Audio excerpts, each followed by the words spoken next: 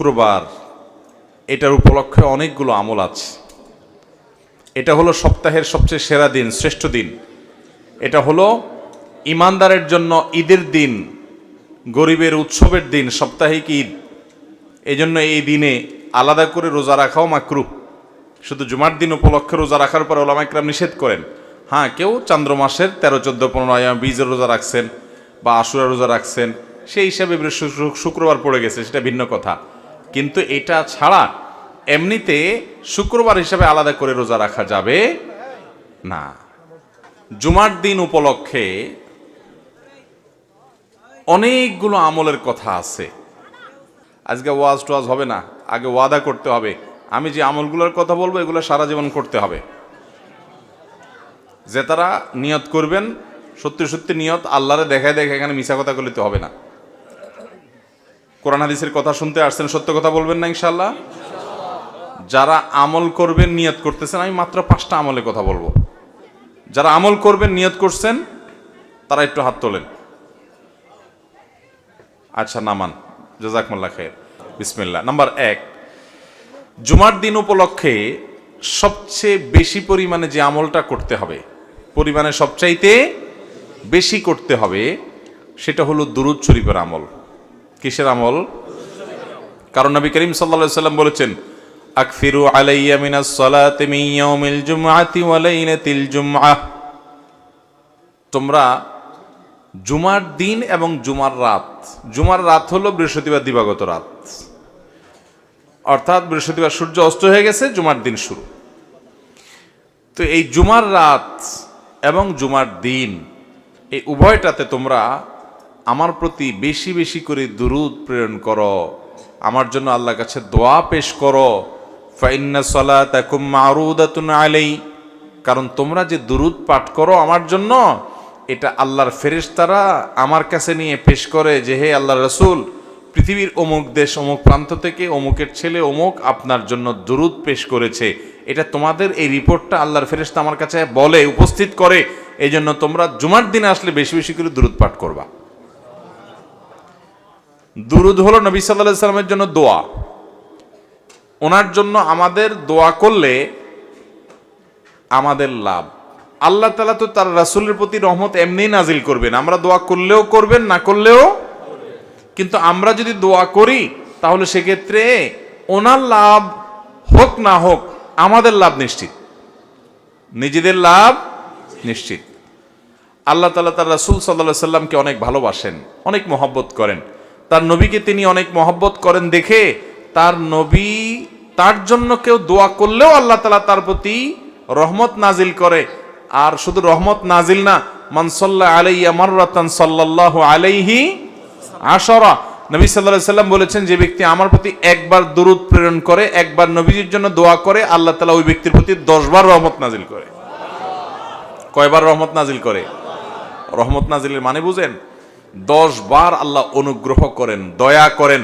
আপনার জীবনে এমন একটা মুসিবতে, এমন একটা জায়গা যেখানে আল্লাহর দয়া ছাড়া আপনার উপায় নাই, এরকম 10 বার আপনার জীবনে রহমত আল্লাহ তাআলা নাজিল করবেন, অবতীর্ণ করবেন, আপনার জন্য রহমত অনুগ্রহ আল্লাহ তাআলা করবেন যদি আপনি একবার দুরূদ পাঠ করেন। তাহলে প্রতি সপ্তাহে জুমার দিনে, জুমার রাতে যদি আপনি 100, 200, 300 বার, 1000 বার দুরূদ আপনি প্রেরণ করতে পারেন, তাহলে এই 10 বার আপনার গুণ করে আপনি হিসাব করেন যে কতবার আল্লাহ তাআলার রহমতের হকদার, ভাগীদার, পাওনাদার আপনি হয়ে যাবেন ইনশাআল্লাহ। অতএব জুমার দিনে দুরূদ বিশেষ করে পড়বো তো ইনশাআল্লাহ। দুরূদ পাঠের শ্রেষ্ঠ সিজনই হলো জুমার দিন। দুরূদ পাঠের শ্রেষ্ঠ সিজন কোনটা? জুমার দিন, জুমার রাত। এটা হলো দুরূদ পাঠের সবচেয়ে উত্তম মৌসুম এবং শ্রেষ্ঠ সিজন। চেষ্টা করবো তো আমল করার ইনশাআল্লাহ। এখন থেকে বৃহস্পতিবার সন্ধ্যা হলে শুক্রবার সন্ধ্যা পর্যন্ত দুরূদ সারা সপ্তাহ প্রতিদিনই কম বেশি পড়বেন। কিন্তু এই জুমার দিন যখন আসবে তখন দুরূদের পরিমাণ অনেক বেড়ে যাবে ইনশাআল্লাহ। সবাই চেষ্টা করবো তো, আমল করবেন তো ইনশাআল্লাহ। এবং যাতে একে অন্যকে স্মরণ করে দিতে পারি, সেজন্য পরিবারের সদস্যরা কোন এক ম্যাচে একসাথে আসেন, কোন এক জায়গায় একসাথে থেকে অন্যকে স্মরণ করে দিবেন যে ভাই জুমার দিন শুরু হয়ে গেছে, বৃহস্পতিবার সন্ধ্যা হওয়া মানে জুমার দিন শুরু হয়ে গেছে। অতএব কি আমল শুরু করো? দুরূদের আমল। দুরূদ পড়তে কি পয়সা খরচ হয় ভাই? অনেক বেশি কষ্ট হয়। দুরূদের মধ্যে সবচেয়ে শ্রেষ্ঠ দুরূদ হলো দুরূদ ইব্রাহিম। আল্লাহুম্মা সাল্লি আলা মুহাম্মাদ ওয়া আলা আলি মুহাম্মাদ কামা সাল্লাইতা আলা ইব্রাহিম ওয়া আলা আলি ইব্রাহিম ইন্নাকা হামিদুম মাজিদ। আল্লাহুম্মা বারিক আলা মুহাম্মাদ ওয়া আলা আলি মুহাম্মাদ কামা বারাকতা আলা ইব্রাহিম ওয়া আলা আলি ইব্রাহিম ইন্নাকা হামিদুম মাজিদ। পড়া যাবে না ইনশাআল্লাহ? এই দুরূদ ছাড়া অন্য যে কোনো দুরূদও পড়তে পারেন। সবচেয়ে সংক্ষিপ্ত দুরূদ সাল্লাল্লাহু আলাইহি সাল্লাম পড়লেও চলবে। আল্লাহ তাআলা আমাদেরকে আমল করার তৌফিক দান করুন। তাহলে জুমার দিন উপলক্ষে একটা আমলের কথা জানলাম, সেটা হলো দুরূদ পাঠের আমল। করব তো ইনশাআল্লাহ? নাম্বার 2, জুমার দিন ফজরের নামাজ পুরুষরা জামাতের সাথে পড়বেন, আর মহিলাদের আমল হলো বাসার পুরুষগুলার সবগুলারে উঠে মসজিদের দিকে পাঠিয়ে দিবেন। এটা হলো জুমার দিনের ফজরের সময়ের আমল। নবী করিম সাল্লাল্লাহু আলাইহি সাল্লাম বলেছেন, আফদালুস সালাওয়াতি ইনদাল্লাহ সালাতুল ফজরি মাআল জামাআতি ইয়াউমাল জুমআহ। যত নামাজ আছে ওয়াক্তিয়া, এই ওয়াক্তিয়া 5 ওয়াক্ত নামাজের মধ্যে আল্লাহর কাছে সবচেয়ে শ্রেষ্ঠ হলো জুমার দিনে ফজরের নামাজ পুরুষরা জামাতের সাথে পড়লে এটা হলো আল্লাহর কাছে সবচেয়ে শ্রেষ্ঠ। এই জন্য সপ্তাহে অন্য সব দিন তো পড়বেনই, জুমার দিন আরো বিশেষ গুরুত্বের সাথে অবশ্যই জামাতের সাথে ফজর পড়তে হবে। এটা জুমার দিনের স্পেশাল আমল, বিশেষ গুরুত্বপূর্ণ আমল।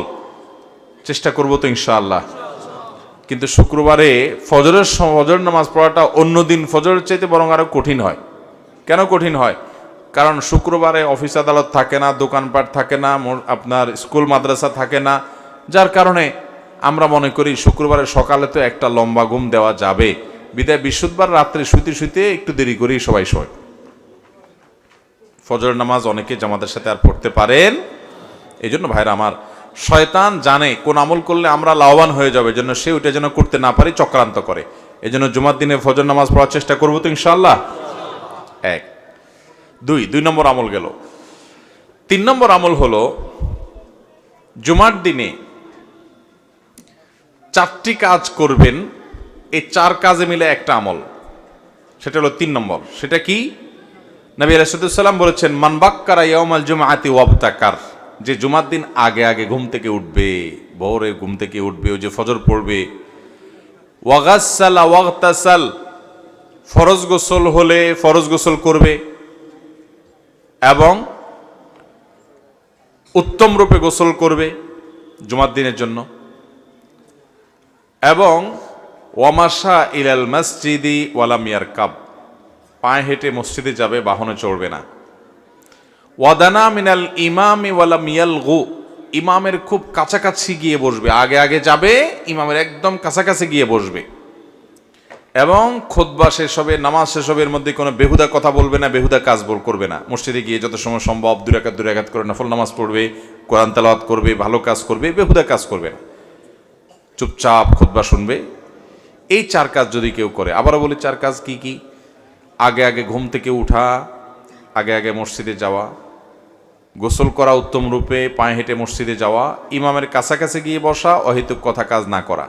এই 4 কাজ যদি কেউ করে, নবী করিম সাল্লাল্লাহু আলাইহি সাল্লাম বলেছেন, আল্লাহ রাব্বুল আলামিন তাকে এই কাজগুলোর বিনিময়ে, সে যে বাসা থেকে মসজিদ পর্যন্ত আসলো, প্রতি কদমে 1 বছর রাত জেগে নফল নামাজ পড়া আর দিনে নফল রোজা রাখার সব আল্লাহ তাআলা তাকে দান করবেন, প্রতি কদমের বিনিময়ে। তাহলে আপনার বাড়ি থেকে মসজিদে আসতে যদি 200 কদম হয়, 200 কদম হইলে 200 বছর রাত জেগে তাহাজ্জুদ পড়া আর দিনভর নফল রোজা রাখা, টানা 200 বছর পর্যন্ত করা, এটার সব আপনি পাবেন প্রতি সপ্তাহে চাইলেই।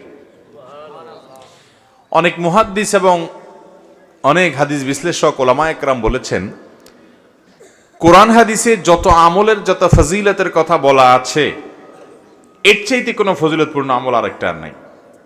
মানে এত বিপুল পরিমাণ সওয়াবের কথা অন্য কোনো আমলের বিপরীতে আল্লাহ ওয়াদা করেন নাই। তাহলে জুমার দিনের এই আমলটা করবো তো ইনশাআল্লাহ। আগে আগে ঘুম থেকে উঠা, ওই যে ফজর তো মসজিদে